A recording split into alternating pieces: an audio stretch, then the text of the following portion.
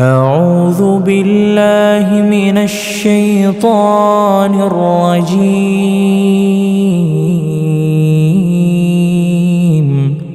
بسم الله الرحمن الرحيم. قل إن كانت لكم الدار الآخرة عند الله خالصة من دون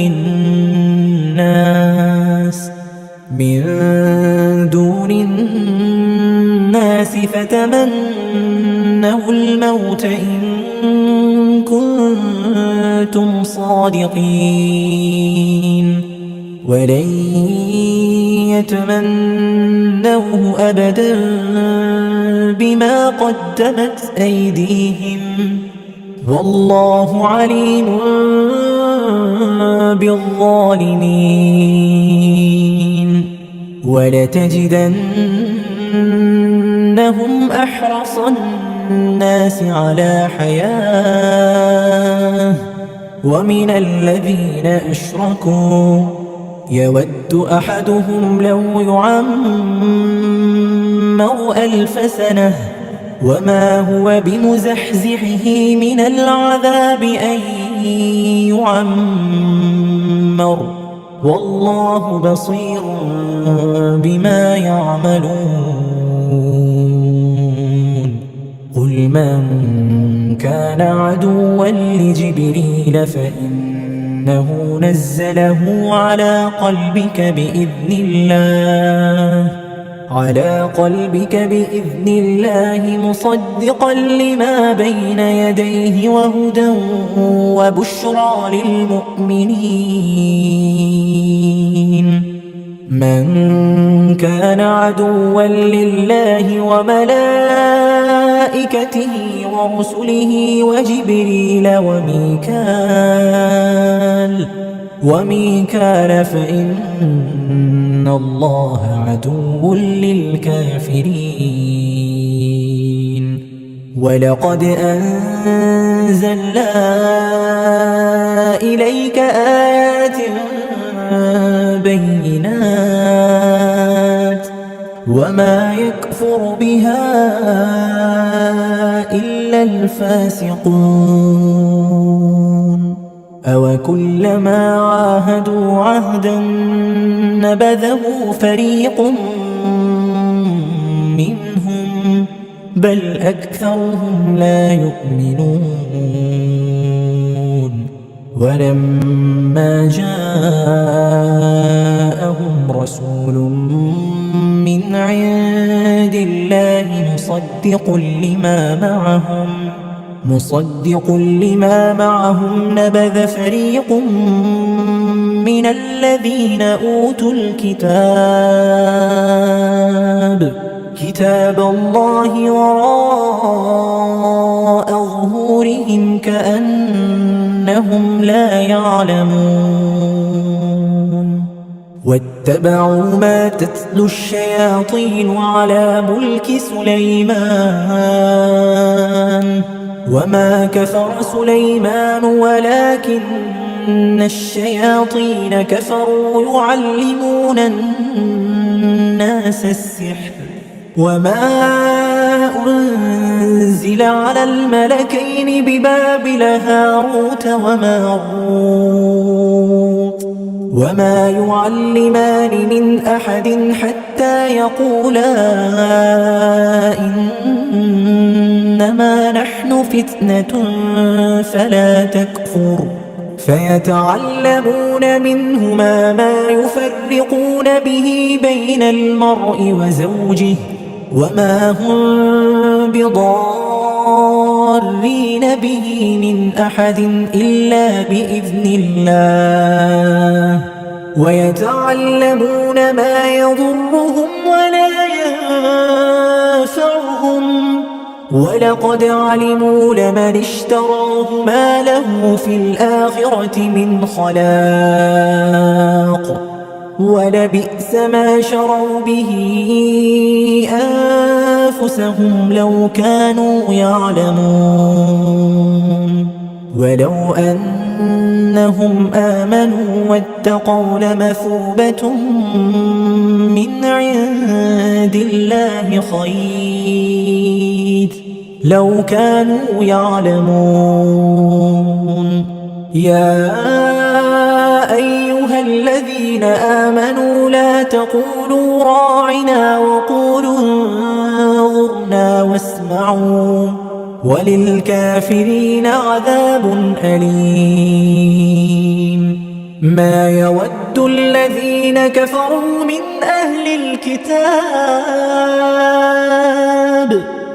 أهل الكتاب ولا المشركين أن ينزل عليكم من خير من ربكم والله يختص برحمته من يشاء والله ذو الفضل العظيم. ما ننسخ من آية أو ننسها نأت بخير منها أو مثلها. ألم تعلم أن الله على كل شيء قدير؟ ألم تعلم أن الله له ملك السماوات والأرض وما لكم من دون الله من ولي ولا نصير؟ أم تريدون أن تسألوا رسولكم كما سئل موسى من قبل ومن يتبدل الكفر بالإيمان فقد ضل سواء السبيل. ود كثير من أهل الكتاب لو يردونكم من بعد إيمانكم كفارا حسدا من عند أنفسهم من بعد ما تبين لهم الحق فاعفوا واصفحوا حتى يأتي الله بأمره إن الله على كل شيء قدير. وأقيموا الصلاة وآتوا الزكاة وما تقدموا لأنفسكم من خير تجدوه عند الله إن الله بما تعملون بصير. وقالوا لن يدخل الجنة إلا من كان هودا أو نصارى تلك أمانيهم قل هاتوا برهانكم إن كنتم صادقين. بلى من أسلم وجهه لله وهو محسن فله أجره عند ربه ولا خوف عليهم ولا هم يحزنون. وقالت اليهود ليست النصارى على شيء وقالت النصارى ليست اليهود على شيء وهم يتلون الكتاب كذلك قال الذين لا يعلمون مثل قولهم فالله يحكم بينهم يوم القيامة فيما كانوا فيه يختلفون. ومن أظلم ممن منع مساجد الله أن يذكر فيها اسمه وسعى في خرابها أولئك ما كان لهم أن يدخلوها إلا خائفين لهم في الدنيا خزي ولهم في الآخرة عذاب عظيم ولله المشرق والمغرب فأينما تولوا فثم وجه الله إن الله واسع عليم وقالوا اتخذ الله ولدا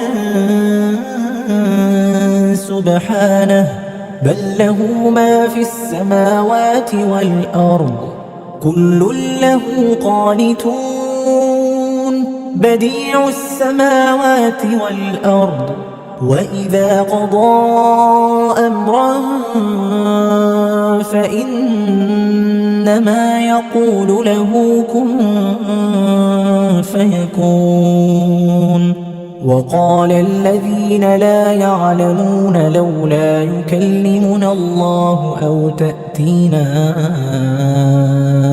آية كذلك قال الذين من قبلهم مثل قولهم تشابهت قلوبهم قد بينا الآيات لقوم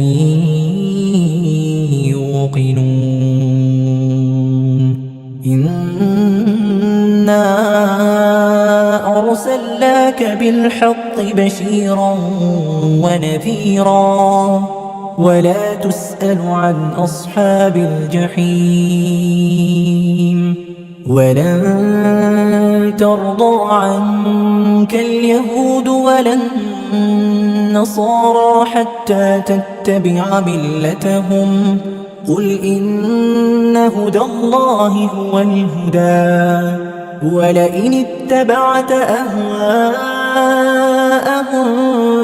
بعد الذي جاءك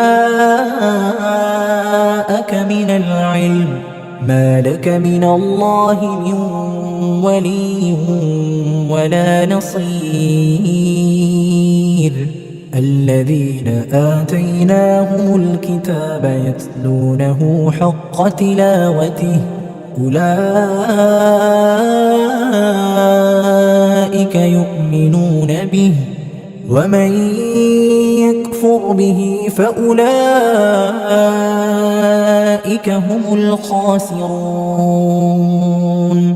يا بني إسرائيل اذكروا نعمتي التي أنعمت عليكم وأني فضلتكم على العالمين واتقوا يوما لا تجزي نفس عن نفس شيئا ولا يقبل منها عدل ولا تنفعها شفاعة ولا هم ينصرون وإذ ابتلى إبراهيم ربه بكلمات فأتمهن قال إني جاعلك للناس إماما قال ومن ذريتي قال لا ينال عهد الظالمين وإذ جعلنا البيت مثابة للناس وأمنا واتخذوا من مقام إبراهيم مصلى وعهدنا إلى إبراهيم وإسماعيل أن طهرا بيتي للطائفين والعاكفين والركع السجود وإذ قال إبراهيم رب اجعل هذا بلدا آمنا